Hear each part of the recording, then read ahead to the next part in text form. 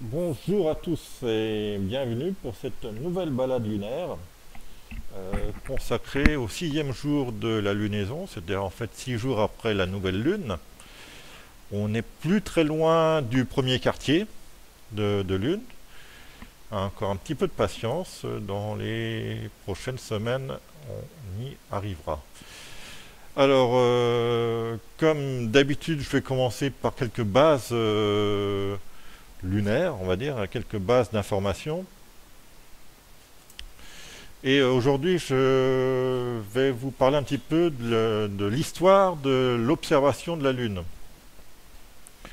En fait, la Lune, vous avez remarqué, elle est dans le ciel. Ça fait enfin, depuis la nuit des temps qu'on l'observe, hein, euh, mais les premières traces écrites de représentation lunaire, ça date de 3000 ans avant notre ère, avec une sculpture sur roche découverte en Irlande. Après, il y a d'autres traces écrites, par exemple, à propos des éclipses. C'était en 1223 avant Jésus-Christ, une tablette d'argile à Ougarit. Ougarit, oui. Il y a le disque Nébra aussi. Ouais, le disque Nébra, c'est vrai qu'il englobe plus de choses encore que la Lune. Il n'y a pas que la Lune. Voilà. Je ne sais plus. Voilà. Alors, on peut aussi citer, enfin, pour ce qui est de... Attendez, hop. Alors, la Lune a été un constant objet d'étude durant l'Antiquité et après le Moyen Âge, et puis encore aujourd'hui forcément. Euh, ça- les études portent notamment sur le cycle lunaire, les phases, les éclipses. Et là, on peut saluer le travail des Babyloniens au 8e siècle, et puis avant Jésus-Christ, où ils ont commencé à recenser méthodiquement toutes les éclipses solaires, mais aussi au 5e siècle, quand ils ont développé le concept du Saros, avec les éclipses lunaires. Le Saros, c'est les périodes de 18 ans qui voient se reproduire les éclipses, les éclipses lunaires aussi. Mais ça, on pourra en parler peut-être dans une séance euh, particulière à l'astronomie des Babyloniens, je pense que ça serait intéressant à faire. On demandera ça à Bernard.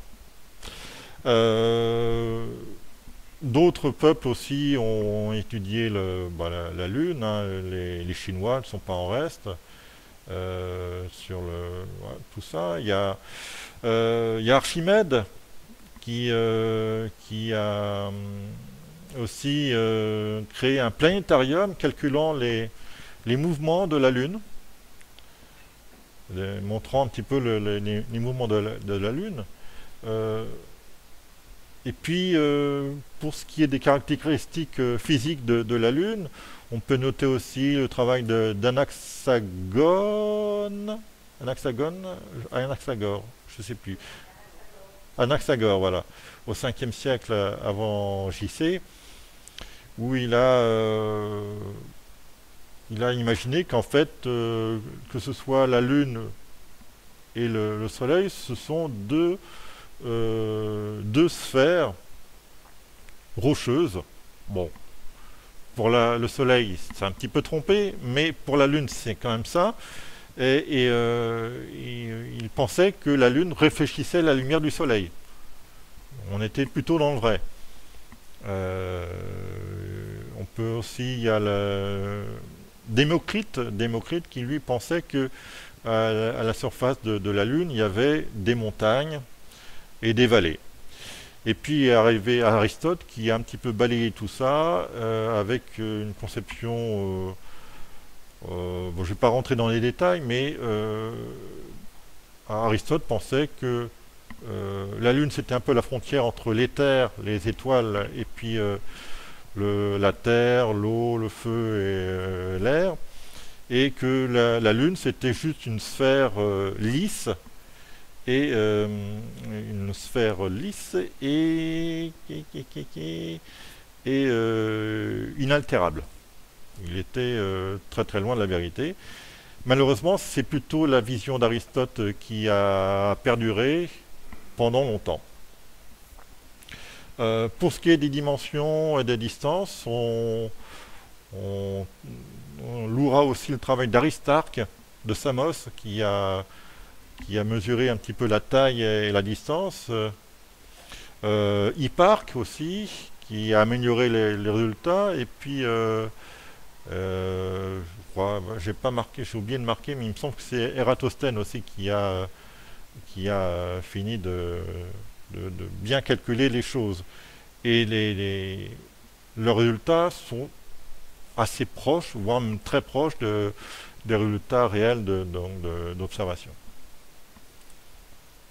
Par contre, pour ce qui est du détail de la surface, il faudra attendre l'invention de la lunette astronomique et les premiers dessins publiés par Galilée en 1610 pour battre en brèche donc l'idée aristotélicienne que la Lune était lisse et inaltérable. Elle présente en réalité un visage tourmenté fait de montagnes et de cratères. La preuve en image, voilà, les premiers croquis de Galilée en 1610.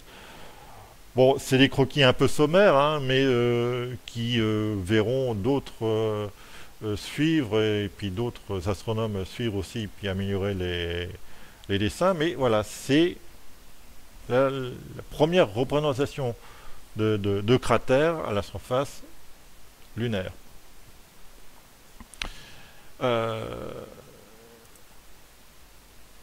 Les cartographies, donc ce que je disais, donc les cartographies lunaires vont se multiplier, vont devenir de plus en plus précises au XVIIe siècle et au-delà, avec les travaux de Mélan, de Van Landgren, d'Hevelius et de Riccioli. Riccioli, lui, va donner en fait toute la nomenclature, va donner pas mal de noms aux objets qui sont sur la Lune. C'est principalement à lui qu'on tient tous les noms de cratères que l'on connaît aujourd'hui. Mais vraiment la révolution, ça va être la photographie, avec la première photo réalisée en 1845. C'est un premier daguerréotype par Henri Draper, et qui sera suivi évidemment de grandes améliorations par la suite. Voilà. Donc vous avez à gauche le premier daguerréotype de Draper en 1845, et vous avez à droite une photo réalisée 20 ans plus tard par Lewis Rutherford, et on voit déjà les progrès énormes en détail. Et puis on ne va pas s'arrêter là. Donc évidemment, au 19e, 20e siècle, là les progrès en photo vont s'améliorer. Et on va aller encore plus loin, toujours plus loin. C'est l'exploration spatiale qui, à la fin des années 50, va faire un bond de géant à la cartographie lunaire, et notamment en permettant aussi de découvrir la face cachée de la Lune, comme le montrent ces images-là. Donc voilà, vous avez à droite la sonde Luna 3, c'est une sonde soviétique qui offre une image, bon, vaut ce qu'elle vaut, hein, c'est quand même une première. C'est la face cachée de la Lune en 59. Et vous avez à droite une sonde récente qui est toujours en activité, une sonde américaine, Lunar Reconnaissance Orbiter, qui offre une vision en haute résolution de la face cachée. Et le stade ultime donc de la cartographie, c'est carrément d'aller faire des photos sur place. Et bah là, vous avez... bon, c'est pas vraiment de la cartographie, c'est un superbe panorama. Mais c'est vrai que les missions Apollo, que ce soit dans l'orbiteur autour de la Lune ou sur place, ont ramené énormément de photos du relief et du sol lunaire. Et puis c'est toujours magnifique ce genre de photos là, ça fait toujours rêver. Allez, on va maintenant s'attaquer à la balade. Est-ce que vous êtes prêts? C'est pas assez fort. Est-ce que vous êtes prêts? Voilà, c'est parti pour la balade. Donc le 6e jour. Alors le jour 6, c'est donc la même. Alors la région du Terminateur, hein, je rappelle, la région du Terminateur, que je retrouve ma souris, voilà. C'est la zone entre le jour et la nuit sur la Lune. Voilà. Là où le soleil se lève et ça donne des contrastes, mais des ombres, des jeux d'ombre et de lumière très importants. C'est comme quand on fait de la photo sur Terre, c'est toujours bien de faire des photos au petit matin ou le soir, parce que là on a des jeux de lumière assez importants et c'est pas écrasé quoi par la lumière du soleil.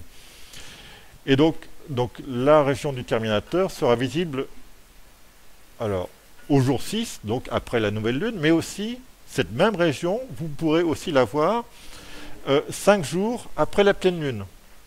Parce que là, le jour 6, c'est quand le soleil se lève sur la région, et 5 jours après la pleine lune, c'est quand le soleil se couche sur la région. Enfin, la lumière vient dans l'autre sens, mais c'est toujours cette région-là qui est intéressante à observer. C'est une image prise le 28 février 2012 par un illustre inconnu. Voilà. Et on va passer maintenant alors, aux grandes formations visibles. Alors, il n'y a pas grand-chose de neuf par rapport au jour précédent. Mais on peut citer quand même le lapin de jade. Voilà. Voilà, le lapin de jade. En fait, c'est vrai qu'entre nous, le lapin de jade, on le représente de façon aussi simplifiée, un petit peu comme un lapin crétin, donc avec la mer de la sérénité en haut, là, ici, ensuite la mer de la tranquillité, le golfe des aspérités qui est ici, au-dessus de Théophile, Cyril et Catherine. Vous avez ici la mer du nectar, et en bas, là, vous avez la mer de la fécondité. Mais en réalité, en fait, le lapin de jade, si on veut vraiment représenter le lapin de jade, on va utiliser quasiment toutes les mers, y compris l'océan des tempêtes. Donc c'est une représentation un peu plus précise qui voudrait qu'en fait on utilise en fait toutes les parties sombres de la Lune. Mais nous, on aime bien ce petit dessin rigolo du lapin de jade. Alors, il n'y a pas de nouvelles mers à découvrir. On va maintenant s'intéresser aux cratères. Alors, les cratères du jour. Le fameux Aristote, qui pensait que la Lune était totalement lisse. Il y a aussi Eudoxe, Alexandre le Grand, Linné, Pline, Delambre, Aboulfeda et Maurolicus. Pline l'Ancien. Il s'agit de Pline l'Ancien. Celui qui est mort à Pompéi. Voilà. Mais ça sera cité dans... Mais je vais le redire. Ok, allez, on commence la balade. Eh ben, on va le savoir. Alors, Aristote, ou Aristoteles, C'est un cratère, un beau cratère de 88 km de diamètre, plutôt circulaire, et il forme un couple remarquable avec Eudox qu'on ne voit pas sur la photo, mais qui, voilà, on va voir après. On a des versants très escarpés et tourmentés, portant Mitchell à l'est. On le voit ici, Mitchell. Le fond plat est étendu. Il y a deux petites montagnes excentrées. On les voit ici. Tac, tac. Et puis il y a des crevasses, des monticules et des craterlets. Alors, l'instrument minimal pour l'observer, c'est une petite lunette de 50 mm. Et donc Aristote, c'est un philosophe grec du IVe siècle avant JC. Et ce sont des images de Lunar Reconnaissance Orbiter. Tac. Eudox, Eudoxus, si on préfère. Eudox, c'est un cratère un peu plus petit, 68 km de diamètre, qui forme lui aussi donc un couple remarquable à Aristote. Il y a des versants très escarpés et tourmentés portant Eudoxus B au nord et Eudoxus G et A au nord-est. Donc B c'est celui-là, G et A c'est ces deux-là. Ah, donc G c'est celui-là et A c'est le grand ici. Bon, c'est à une certaine distance, mais voilà. Donc là, on adore. De toute façon, on les voit bien, ils sont quand même escarpés. Le fond est tourmenté. Il y a des montagnes centrales et des monticules. Voilà. Là aussi, une petite lunette de 50 mm. Alors, je rappelle qu'à la fin de la présentation, il y aura une carte générale avec la localisation des cratères. Alors, les petites montagnes et monticules, je n'ai pas la hauteur de la chose. Non. Alors, Eudox, c'était la question de tout à l'heure. Qui est Eudox? Eudox est un astronome grec du IVe siècle. Il est inventeur de l'année de 365 jours un quart. Il est aussi l'auteur de l'hypothèse des sphères homocentriques et auteur d'une théorie des proportions et de la méthode des exhaustions mathématiques. D'accord. Ne me demandez pas, ne me posez pas de questions là-dessus. Je serais bien incapable voilà. Voilà, si oui, c'est vrai, ça on peut le passer à table, mais après il faut assurer derrière. Alors. Comme c'est écrit. Voilà, exhaustif, voilà. Méthode des exhaustions. Bon. Alors. Bon. Pendant que tu fais la recherche sur Internet, on va aller voir le cratère suivant. Alexandre. Alexandre, alors lui, je veux dire, où est Alexandre? Vous allez me dire, Alexandre, c'est celui-là. C'est le petit là au milieu. Eh ben non. Eh ben non, c'est pas celui-là. Alexandre, c'est ce cratère-là.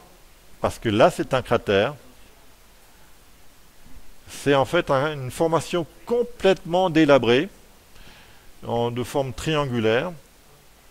Donc ça va être un cratère assez ancien qui a bien souffert un petit peu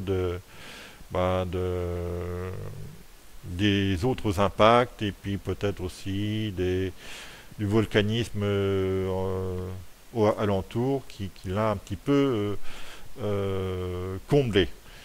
Donc les versants très abîmés au sud-ouest, muraille peu élevée effondrée à l'est. Le fond plat est rempli de lave sombre et des crevasses et monticules cratérlets. Il y a aussi deux taches blanches, mais sur la photo on les voit pas trop. Bon, là aussi, un instrument minimal, ça va être toujours une lunette de 50 mm. Bon, parce que c'est vrai, c'est un diamètre de 83 km, mais c'est vrai que c'est pas évident à deviner que c'est encore un cratère, tellement il est abîmé. Bon, je vous présente pas Alexandre le Grand, hein, qui est un roi macédonien du 4e siècle. Voilà. Et l'image est toujours de LRO. Alors, le cratère suivant, c'est mon préféré du jour, je veux dire. Ah oui. Voilà. C'est le cratère Linné. Alors, le cratère Linné, c'est un tout petit cratère. Il fait 3 km de diamètre. Donc c'est pas, il n'est pas simple à aller voir, hein. C'est une formation circulaire isolée en forme de bol et entourée de matériaux clairs. Alors, on pense que c'est un, enfin, on est sûr que c'est un très jeune cratère. Voilà, un jeune cratère, toujours à l'échelle de l'univers, hein. Donc il n'aurait qu'une dizaine de millions d'années d'existence. Voilà, ça va. Avant l'apparition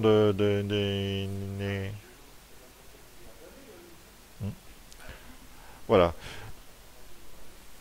Bon, même si la date n'est pas super précise, mais voilà, on est à une échelle d'une dizaine ou plusieurs dizaines de millions d'années, pas plus. Les versants sont assez escarpés, la muraille est assez escarpée aussi, le fond arrondi. Et pour observer ce cratère, il faut un télescope de 200 mm au minimum. Alors, Carl von Linné est un naturaliste et médecin suédois du XVIIIe siècle, fondateur de l'Académie de Stockholm et inventeur de la nomenclature binominale des espèces animales et végétales. Mais voilà, on va zoomer, alors pas directement dans la photo ici, on peut pas, mais on va aller ici sur un lien. Hop. Alors. Voilà. Alors, on va mettre en plein écran. Voilà. Eh ben, accrochez vos ceintures. On va y aller là. Hop, hop. Alors, tac.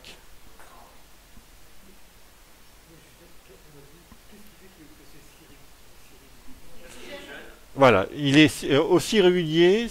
Pourquoi il est aussi régulier? C'est parce qu'il est jeune. Il n'a pas été, il n'y a pas eu d'autres impacts qui sont venus bouleverser sa forme et tout ça. Il n'a pas trop souffert de la sismicité des lieux. On va continuer à zoomer. Voilà. J'ai pas noté. Donc là, je suis à fond. La résolution est dingue, oui. Ça c'est des images de LRO, hein. Je voudrais vous montrer justement, alors que je retrouve sur le bord. Il y a un truc intéressant. Attendez. Voilà, ici, vous voyez, là, c'est des petits plissements. Des petits plissements de terrain. Encore. Voilà, ici aussi. Paf, paf, paf, paf. Voilà.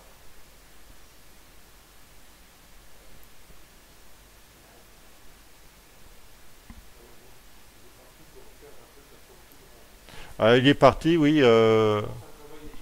Il est parti pour perdre un petit peu de sa superbe. Mais on peut encore en profiter parce que là, franchement, ouais. Là, on peut compter les cailloux, hein. Il part en pente douce.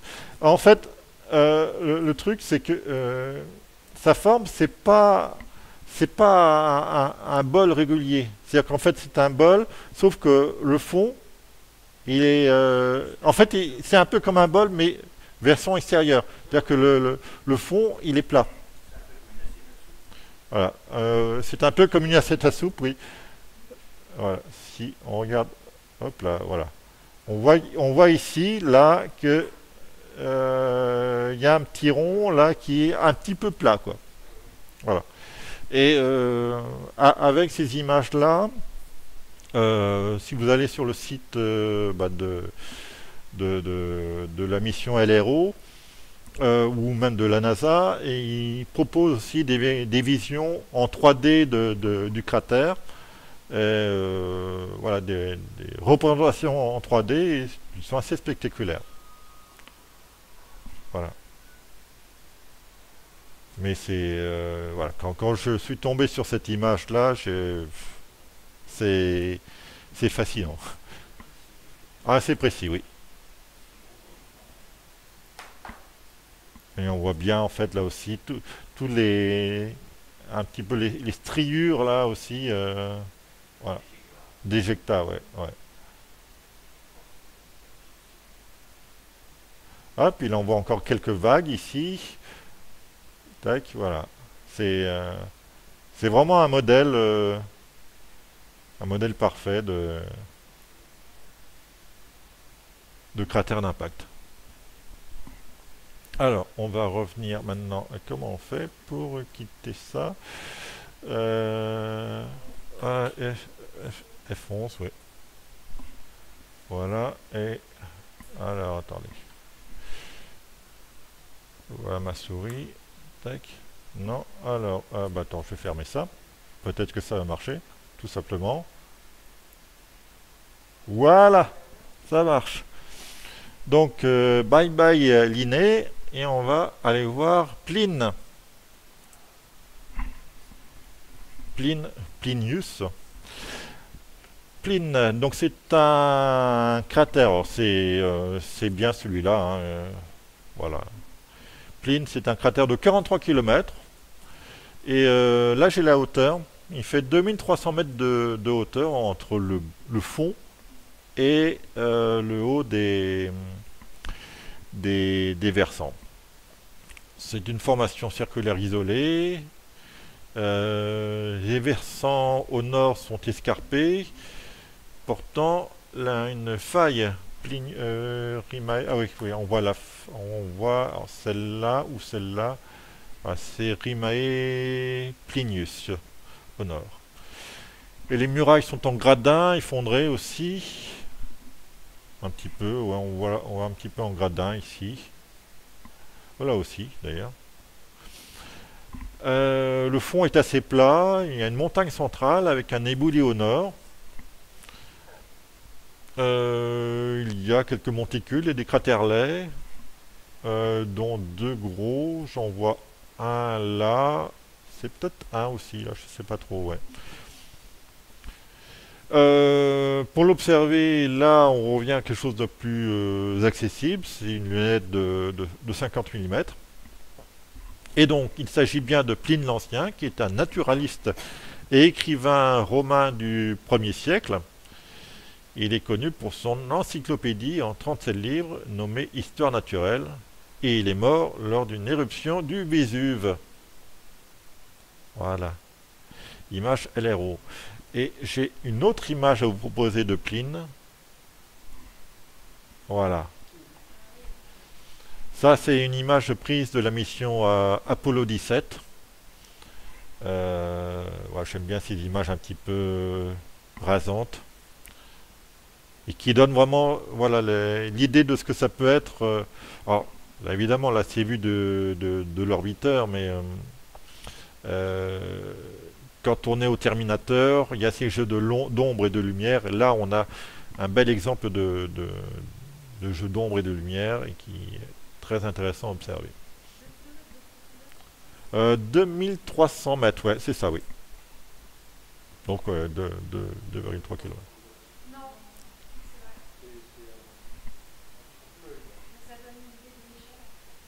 Ouais. 43 km de diamètre, ouais.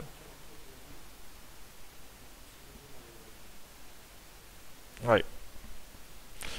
Allez, cratère suivant. Delambre. Bah là, tout est marqué en fait. Donc Delambre, c'est un cratère de 53 km circulaire, bon, à peu près. Les versants sont escarpés au nord-ouest, portant Delambre H, et Théon Junior au sud-ouest. Théon Junior, voilà. Junior ici, ok.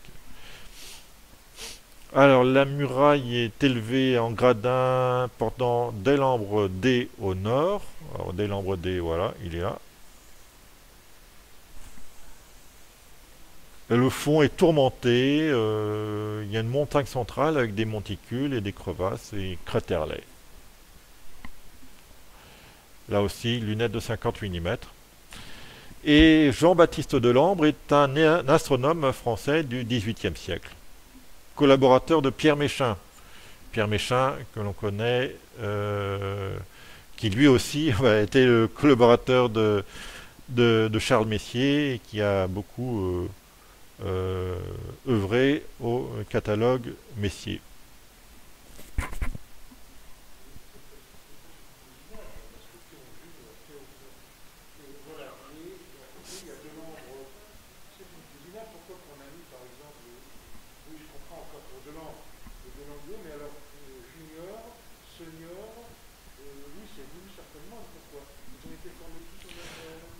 Euh, En fait, le truc, c'est que les cratères, on va d'abord nommer les cratères principaux, et puis quand on voit des cratères à côté des cratères principaux, on va les noter, je crois que c'est en fonction de la taille.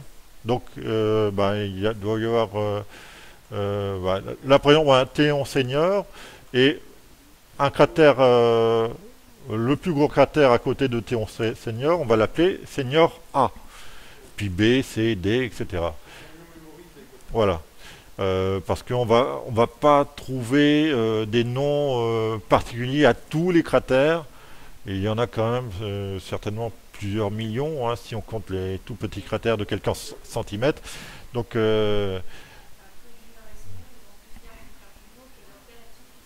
voilà.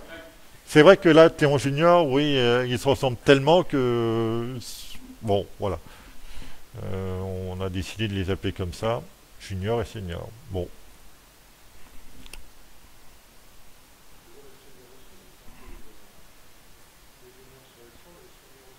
ouais, ouais.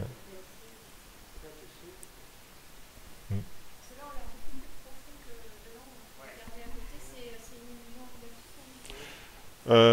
C'est possible. Là, il faudrait que je regarde. Mm.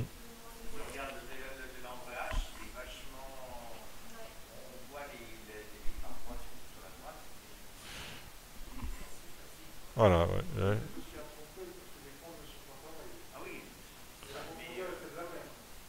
Voilà, mais voilà, voilà. C'est sans doute une question d'âge qui fait que certains paraissent euh, bien formés, d'autres paraissent un petit peu effacés comme ça. Il y a quand même là dans le lot des cratères qui ont été formés il y a plusieurs milliards d'années, et puis on a vu tout à l'heure un cratère qui a été formé il y a une dizaine de millions d'années. C'est pas pareil. Alors, cratère suivant. Aboulfeda. Aboulfeda, c'est un cratère de 63 km de diamètre. Ah, la même profondeur. D'accord. Alors, Aboulfeda, 63 km. Donc, c'est une formation circulaire abîmée. Les versants escarpés portant de nombreux cratères-laies au nord-ouest et au nord. Il y a une muraille très élevée en gradin chevauchée par Catena Aboulfeda au sud et par Aboulfeda U et Y au nord. voilà, le fond plat étendu et rempli de lave, une tache blanche excentrée et voilà, et quelques monticules aussi. Alors, Ismaël Aboul Feda est ouais, est un historien et géographe arabe du XIVe siècle, né à Damas.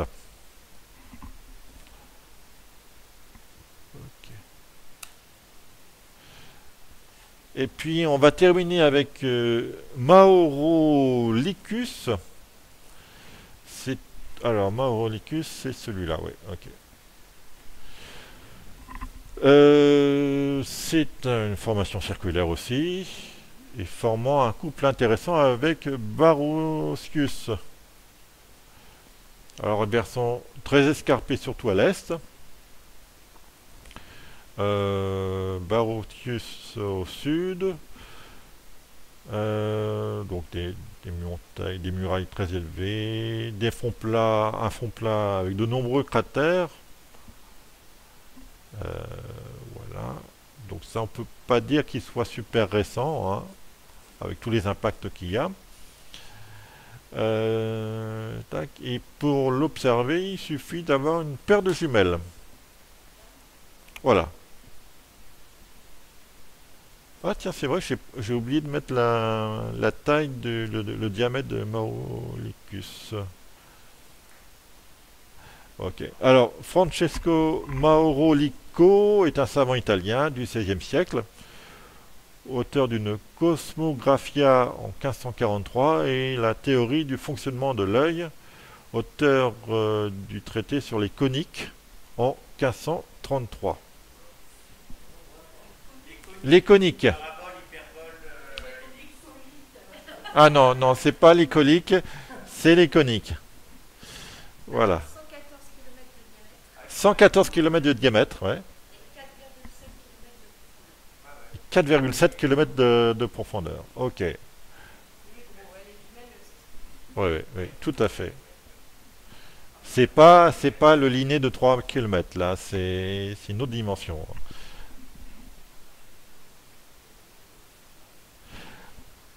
Et on va maintenant voir la carte générale de repérage. Voilà. Alors évidemment là, comme on a un petit souci de vidéoprojecteur qui est un peu faiblard sur le côté, on voit pas tout à fait. Je vous invite à revoir la vidéo quand elle sera disponible sur YouTube. Alors, donc, je suis parti de la droite. Donc, on commence par Aristote, Eudoxe, Alexandre. Sur ma photo, on l'aperçoit. Alors là, j'ai pointé Linné, mais sur la photo, on ne l'aperçoit pas. C'est vraiment trop petit. Alors ici, on voit Pline. Voilà. Delambre. Ça, c'est la mer de la Tranquillité. C'est au bord de la mer de la Tranquillité, avec, pas loin de Apollo 11. Alors, Aboulfeda, beau bébé ici, et Maurolicus, et qui faisait, qui est à côté de, comment s'appelle déjà celui-là, Brasius, je crois. Je reviens en arrière. Barocius, voilà. Barocius et Faraday. Tête de Mickey à l'envers.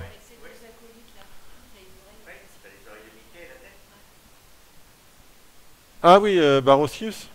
Ah oui, oui, un peu la tête de mes, oui. Ok. Ok, alors je reviens là. Donc après, ça c'est vraiment un aperçu de ce qu'il y a, enfin un bref aperçu de cette sixième journée, parce que là il y aurait de quoi dire, hein, quoi faire. Et puis on peut toujours aussi revenir sur certains cratères du jour précédent. comme ici, comme le triptyque Théophile, Cyril et Catherine. Là, vous avez, c'est la...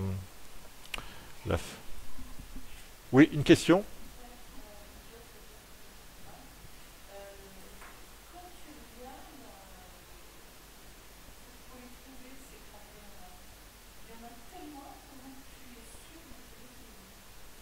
Alors, comment être sûr de tomber sur le bon quand on observe? En fait, euh, ils se ressemblent tous, mais en fait, il faut être observateur déjà, et puis il faut avoir, d'un côté, tu as l'œil à l'oculaire, et puis de l'autre côté, tu as une carte, et tu passes de l'un à l'autre. Moi, ce que j'avais fait un soir, euh, j'avais sorti une petite lunette, un petit Maxutov là, sur trépied photo. Donc j'observais, je regardais un cratère qui me paraissait remarquable, et puis j'avais mon téléphone portable et j'avais affiché l'article du jour, c'était le jour 4 je crois, et j'avais comme ça l'image du cratère, et puis je passais de l'un à l'autre, me dire, bon, ah, ça ressemble à ça. Là, je reconnais cette zone-là parce qu'il y a tel enchaînement de cratères. Alors, de fil en aiguille, on se retrouve, on se repère dans cet amas de cratères et on se dit, tiens, ça va être celui-là. Mais c'est un travail un petit peu d'entraînement, un peu de, ouais, c'est un peu comme, oui, c'est le travail de repérage dans le ciel des étoiles, c'est pareil, ça demande un peu de, voilà, faut pas rester, faut pas zapper quoi tout le temps, faut regarder, être attentif, essayer de repérer des enchaînements de cratères et puis comparer.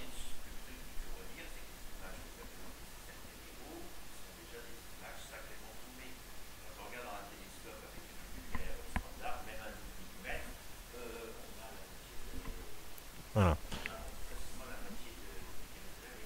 Alors,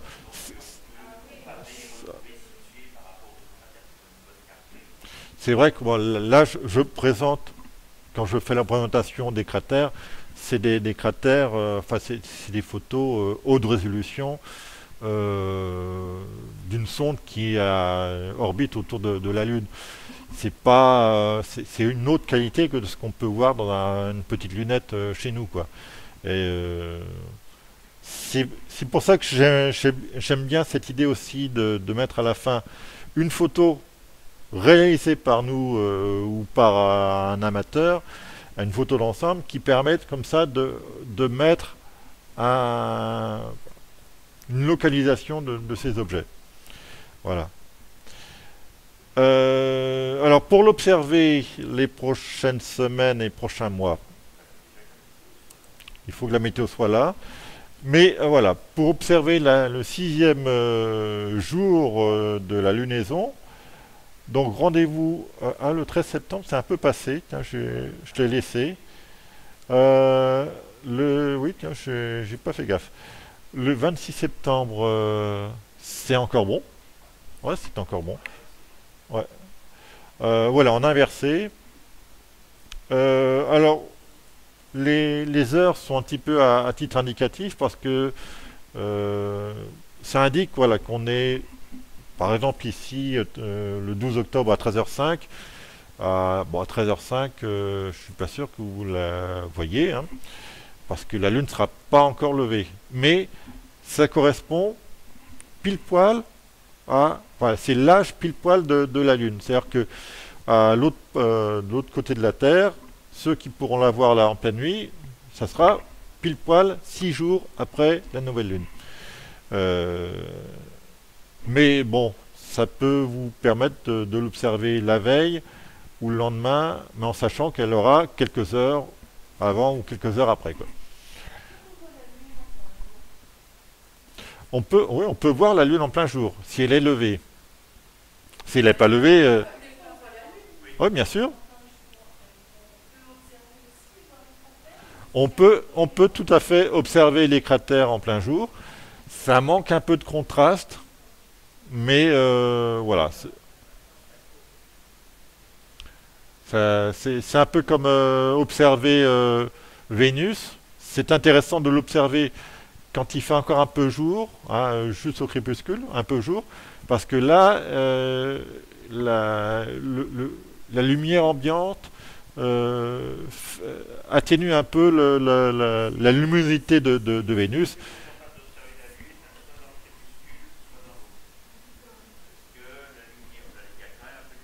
Hmm.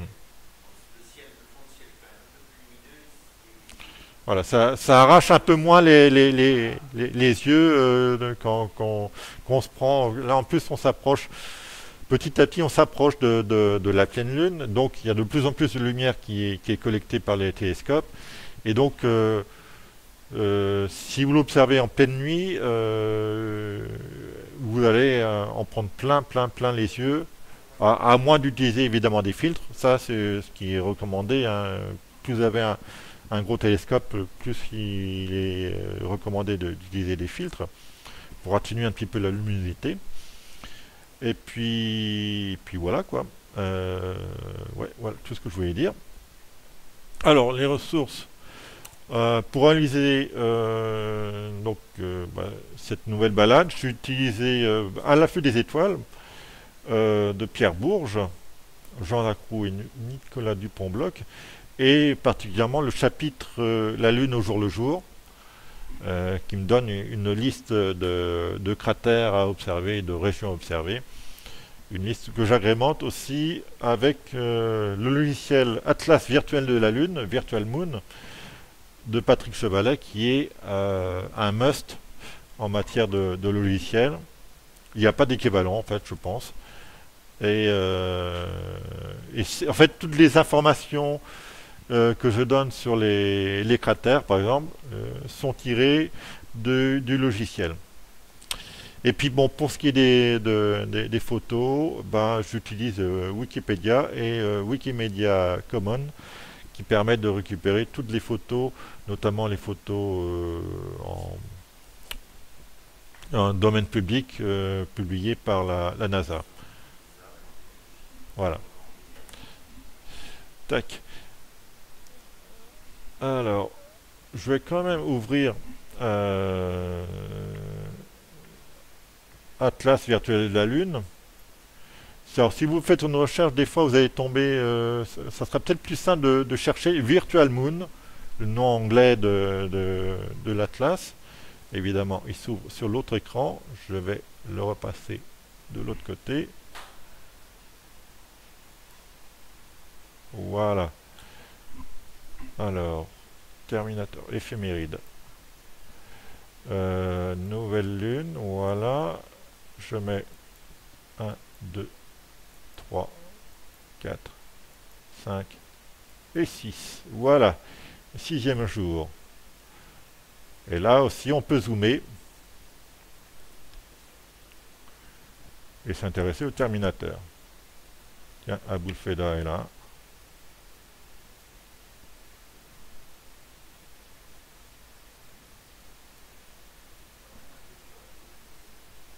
Voilà.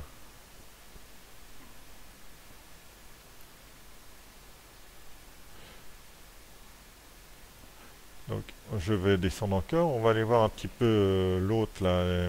Comment ça s'appelle là.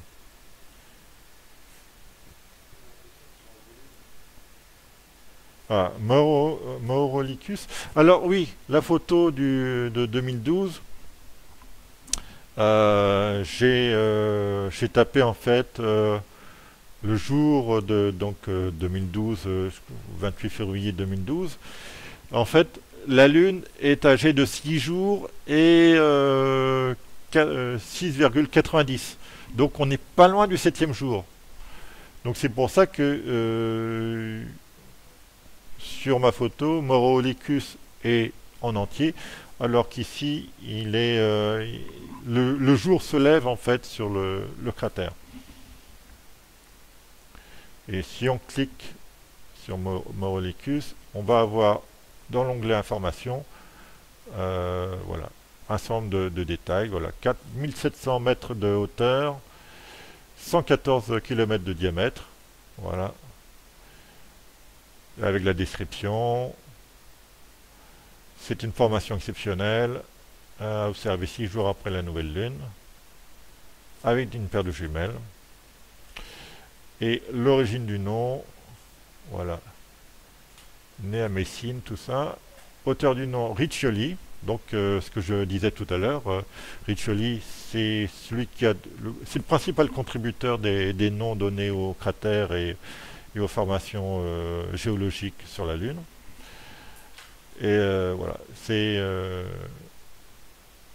un formidable outil, hein. Je le répéterai jamais assez lors de ces balades lunaires.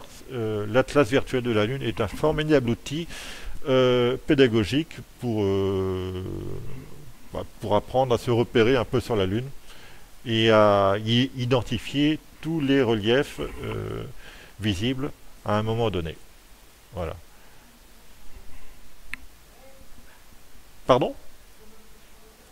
Pour notre prochain voyage, oui, bien sûr. Voilà.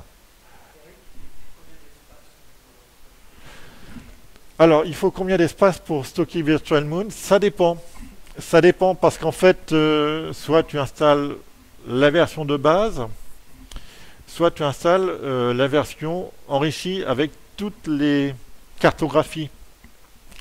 Et ça peut monter très très loin. Alors, parce qu'en fait, là, on a, alors attends, configuration. Ah oui, évidemment, c'est sur l'autre écran qui apparaît. Alors, c'est là. Images. On a, on a des images de la sonde Clémentine, euh, Apollo, des images d'amateurs. On a,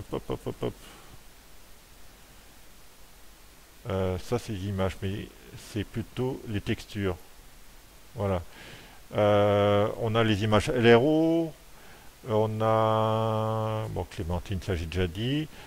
Chenchi, UHGS. On a l'OPAM. Il y a plein de couches et des fois ça rajoute plusieurs gigas à chaque fois, quoi.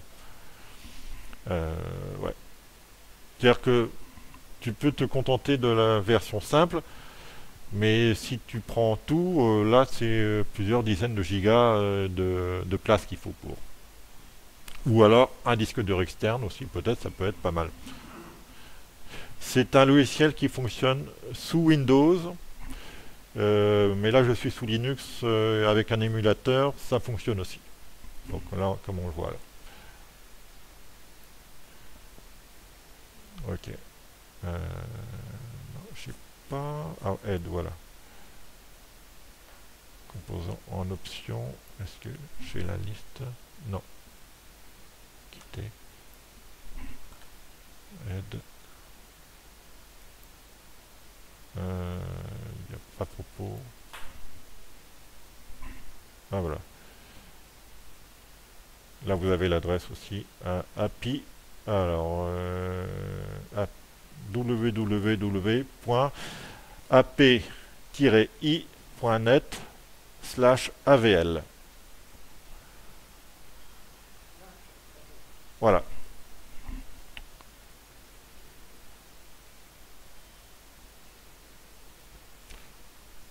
Ok. Alors, ainsi se termine cette séance de balade lunaire consacrée au 6e jour. À très très bientôt, je crois, c'est dans 2 semaines. 2 semaines ou 3 semaines. Oui, oui. Et qui sera donc consacré au 7e jour, qui est pas loin d'être en fait le premier quartier. Je crois que le premier quartier c'est 7 jours et demi, enfin voilà. Donc à bientôt sur notre chaîne YouTube.